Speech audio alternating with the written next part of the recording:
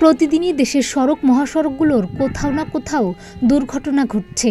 এতে প্রাণ হারাচ্ছেন অনেকে। গত এপ্রিল মাসেই সারা দেশে ৬৮৩টি সড়ক দুর্ঘটনা ঘটেছে। এসব দুর্ঘটনায় ৭০৮ জন নিহত ও ২৪২৬ জন আহত হয়েছেন। এই সময়ে ৩০৫টি মোটরসাইকেল দুর্ঘটনায় ২৭৪ জন নিহত ও ৩২৮ জন আহত হয়েছেন।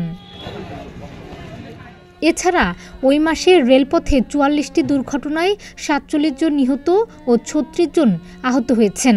নৌপথে ৬টি দুর্ঘটনায় ৮ জন নিহত ও ১০ জন আহত এবং ১ জন নিখোঁজ রয়েছেন। সড়ক, রেল ও নৌপথে সর্বমোট ৭৩৩টি দুর্ঘটনায় ৭৬৩ জন নিহত এবং ২৪৭২ জন আহত হয়েছেন। বুধবার দুপুরে সংবাদ মাধ্যমে বাংলাদেশ যাত্রী কল্যাণ সমিতির মহাসচিব মোহাম্মদ মোজাম্মেল হক চৌধুরীর পাঠানো এক প্রতিবেদনে এসব তথ্য জানা যায়। সংগঠনটি জাতীয়, আঞ্চলিক ও অনলাইন সংবাদপত্রে প্রকাশিত সড়ক, রেল ও নৌপথের দুর্ঘটনার সংবাদ মনিটরিংয়ের পাশাপাশি জাতীয় অর্থোপেডিক হাসপাতাল ও পুনর্বাসন কেন্দ্রে সড়ক দুর্ঘটনায় আহত ১৩১৬ জনের মধ্যে যাচাই বাছাই করে ১০৯৬ জন আহত রোগীর তথ্য নিয়ে এ প্রতিবেদন তৈরি করে।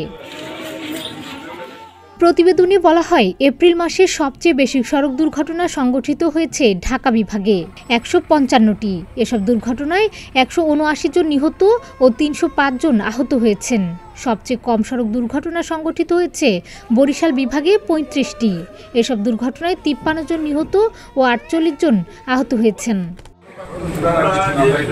বাংলাদেশ যাত্রী কল্যাণ সমিতির পর্যবেক্ষণ মতে এপ্রিল মাসে সড়ক দুর্ঘটনার উল্লেখযোগ্য কারণগুলো হচ্ছে: দেশের সড়ক মহাসড়কে মোটরসাইকেলের অবাধ চলাচল, জাতীয় মহাসড়কে রোড সাইন বা রোড মার্কিং, সড়কবাতি না থাকায় হঠাৎ ঈদে যাতায়াতকারী ব্যক্তিগত যানের চালকদের রাতে এসব জাতীয় সড়কে ঝুঁকি নিয়ে যানবাহন চালানো, জাতীয়, আঞ্চলিক ও ফিডার রোডে টার্নিং চিহ্ন না থাকার ফলে নতুন চালকের এসব সড়কে দুর্ঘটনায় পতিত হয়েছে।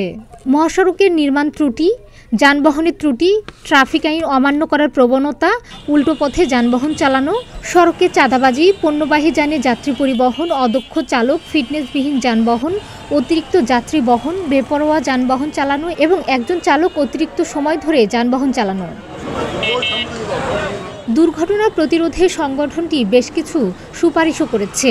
সুপারিশগুলো হচ্ছে: জরুরি ভিত্তিতে মোটরসাইকেল ও ইজি বাইক আমদানি ও নিবন্ধন বন্ধ করা, জাতীয়, আঞ্চলিক মহাসড়কে রাতে চলাচলের জন্য আলোকসজ্জার ব্যবস্থা করা, দক্ষ চালক তৈরির উদ্যোগ নেওয়া, যানবাহনের ডিজিটাল পদ্ধতিতে ফিটনেস দেওয়া, ধীরগতির যান ও দ্রুতগতির যানের জন্য আলাদা লেনের ব্যবস্থা করা, সড়কে যানবাহন বন্ধ করা, চালকের বেতন ও কর্মঘণ্টা সুনিশ্চিত করা, মহাসড়কে ফুটপাত ও পথচারীর পারাপারের ব্যবস্থা রাখা, রোড সাইন, রোড মার্কিং স্থাপন করা, সড়ক পরিবহন আইন যথাযথভাবে ডিজিটাল পদ্ধতিতে প্রয়োগ করা, উন্নতমানের আধুনিক বাস নেটওয়ার্ক গড়ে তোলা, নিয়ন্ত্রণ সংস্থা BRT এর সক্ষমতা বৃদ্ধি করা, মানসম্মত সড়ক নির্মাণ ও মেরামত সুনিশ্চিত করা, নিয়মিত রোড সেফটি অডিট করা এবং মেয়াদ উত্তীর্ণ গণপরিবহন ও দীর্ঘদিন ধরে ফিটনেসবিহীন যানবাহন স্ক্র্যাপ করার উদ্যোগ নেওয়া। ডেস্ক রিপোর্ট, প্রতিদিনের বাংলাদেশ।